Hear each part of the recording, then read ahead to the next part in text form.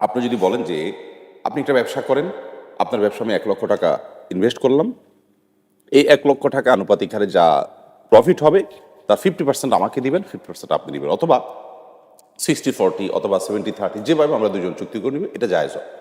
আরেকটা রাস্তা আছে, আমি আপনাকে ১ লক্ষ টাকা লোন দিলাম, কোনো ব্যবসা না, আপনি সেটা ২-৪ মাস ৬ মাস পরে, ১ বছর পরে, যে কোনো সময় পরে আপনি আমাকে ব্যাক করলেন। ব্যাক করার সময় আপনি চিন্তা করলেন লোকটা আমাকে লোন দিয়েছে, একটা বিপদের সময় উপকার করেছে, কিংবা আমার ইনভেস্টে তিনি দিয়েছেন, আমি সেখান থেকে কিছু প্রফিটও করেছি, অথবা প্রফিট নাই করলাম, আমার উপকার হয়েছে, আমি লোকটাকে ফেরত দেওয়ার সময় ১ লক্ষ টাকার সাথে আরও ৫,০০০ টাকা বাড়াই দিলাম। এটা কিন্তু জায়েজ আছে, আমরা অনেকে এটা জানি না।